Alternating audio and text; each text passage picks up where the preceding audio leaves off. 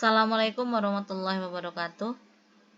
Perkenalkan, nama saya Ameliana Sapitri SPD.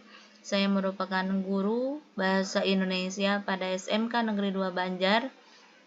Pada kesempatan kali ini, saya akan menyampaikan video pembelajaran terkait materi ajar yang berupa teks editorial.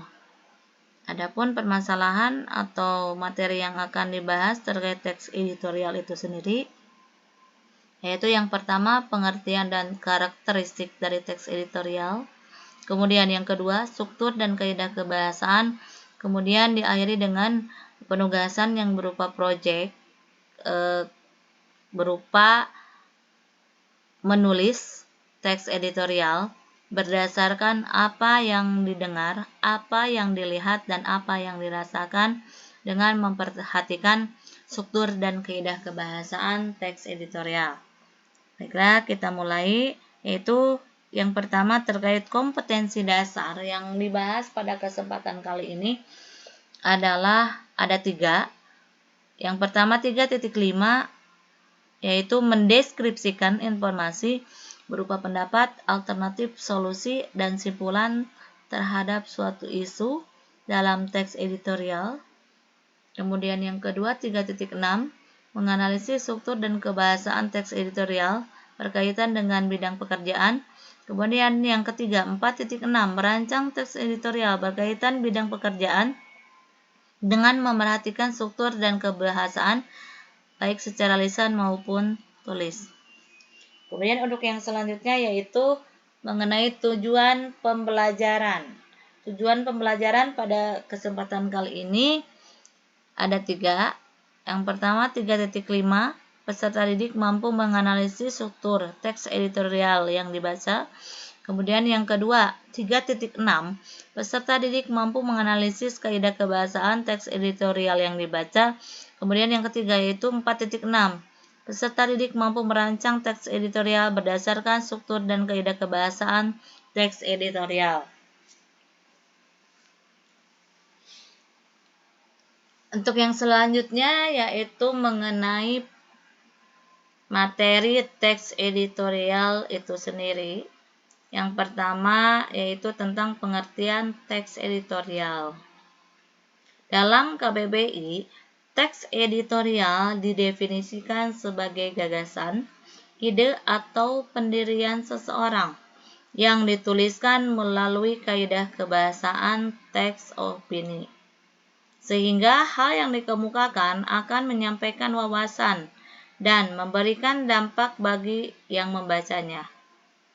Kemudian untuk yang selanjutnya terkait materi teks editorial yaitu karakteristik teks editorial.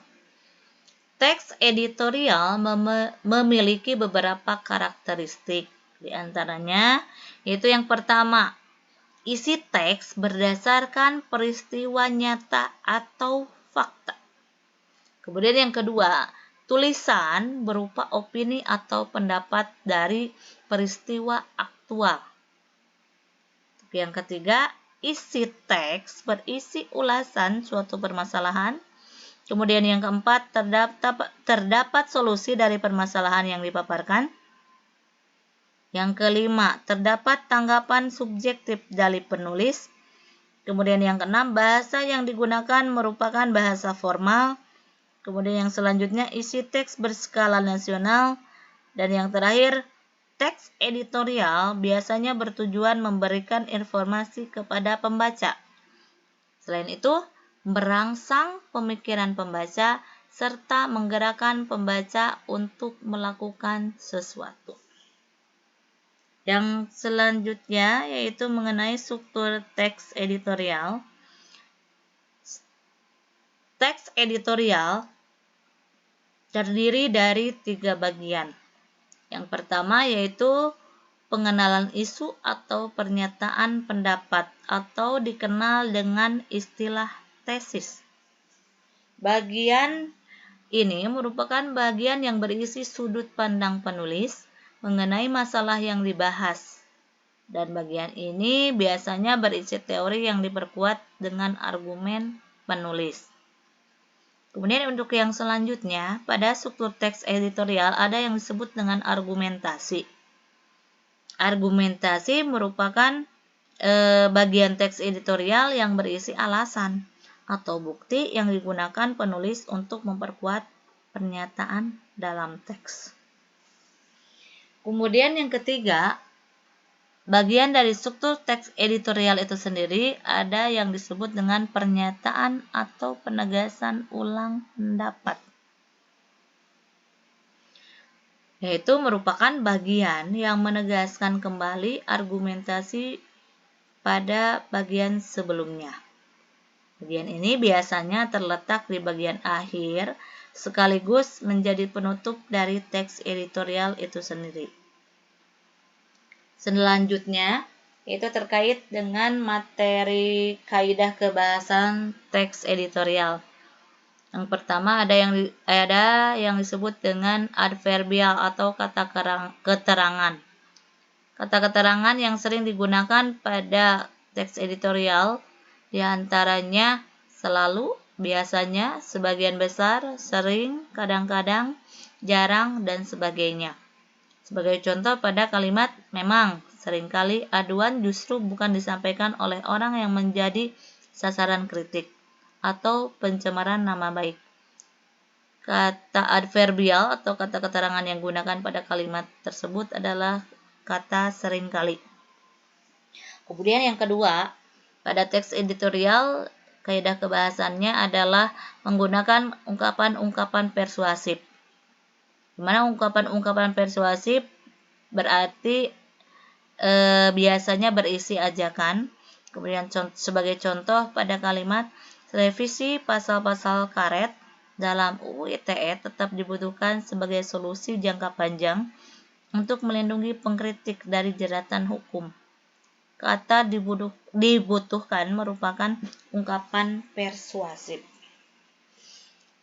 Untuk yang selanjutnya yaitu mengenai kebahasaan teks editorial, ada penggunaan verba material.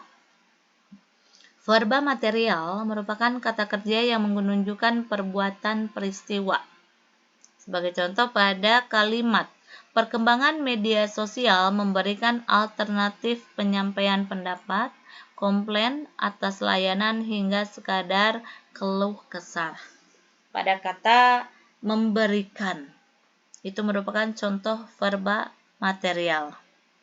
Kemudian untuk yang selanjutnya, kaidah kebahasaan yang biasanya digunakan dalam teks editorial adalah menggunakan verba mental. Verba mental merupakan verba yang menerangkan persepsi, seperti melihat atau merasa, afeksi, seperti suka atau khawatir, dan kognisi, seperti berpikir atau memahami. Sebagai contoh pada kalimat, Undang-Undang ITE kemudian dibuat sebagai rambu agar pengguna media sosial tidak sesuka hati menyampaikan pendapat dan meneruskan informasi. Pada kata sesuka hati merupakan contoh verba mental yang terdapat dalam kalimat tersebut. Untuk yang selanjutnya yaitu menggunakan konjungsi kausalitas. Konjungsi kausalitas merupakan kata hubung yang menyatakan sebab akibat dan biasanya ditandai dengan penggunaan kata sebab akibat seperti sebab, karena, dan oleh karena itu. Sebagai contoh pada kalimat oleh karena itu, UU ITE sering dianggap instrumen pembungkam kritik dan membunuh kebebasan berpendapat. Nah, pada kata oleh karena itu, hal tersebut merupakan contoh dari penggunaan konjungsi kausalitas. Kemudian untuk yang selanjutnya yaitu menggunakan kata-kata populer.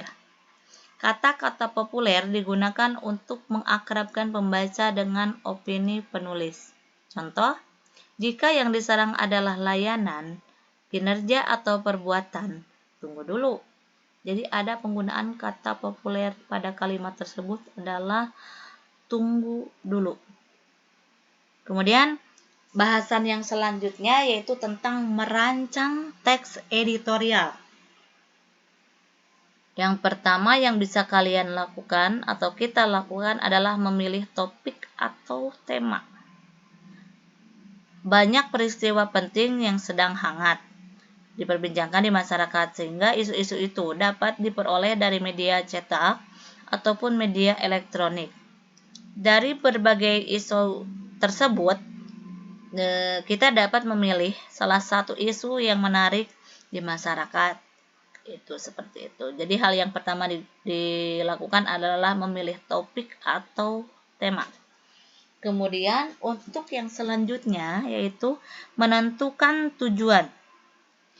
Penentuan tujuan berhubungan erat dengan penentuan sudut pandang. Nah, untuk yang selanjutnya yaitu bagian yang ketiga atau langkah ketiga ketika kita merancang teks editorial yaitu mengumpulkan data pendukung. Data pendukung berfungsi menguatkan opini atau sudut pandang, serta tujuan yang ingin disampaikan penulis. Kemudian setelah mengumpulkan data pendukung, langkah selanjutnya adalah menyusun kerangka teks. Nah, pada tahapan ini penulis atau kita yang akan menulis perlu menentukan mana yang dimasukkan ke bagian tesis, mana yang dimasukkan ke bagian argumentasi, dan mana yang dimasukkan sebagai penegasan ulang pendapat. Ini berarti berkaitan sudah masuk ke struktur dari teks editorial itu sendiri. Nah, yang selanjutnya yaitu mengaitkan bagian-bagian teks dan mengelaborasikannya. Kerangka yang sudah matang dielaborasikan dalam paragraf-paragraf yang padu, logis, dan sistematis. Kemudian yang selanjutnya adalah melakukan perbaikan teks yang sudah disusun, ditinjau kembali untuk memastikan teks tersebut bebas dari kesalahan baik yang bersifat teknis maupun fundamental. Nah, itulah langkah-langkah yang bisa dilakukan ketika kita akan merancang sebuah teks editorial. Nah, untuk yang selanjutnya sebagai bukti pemahaman terkait teks editorial itu sendiri, terkait struktur, kemudian kaidah kebahasaan, kemudian karakteristik, kemudian langkah-langkah merancang dari teks editorial itu sendiri.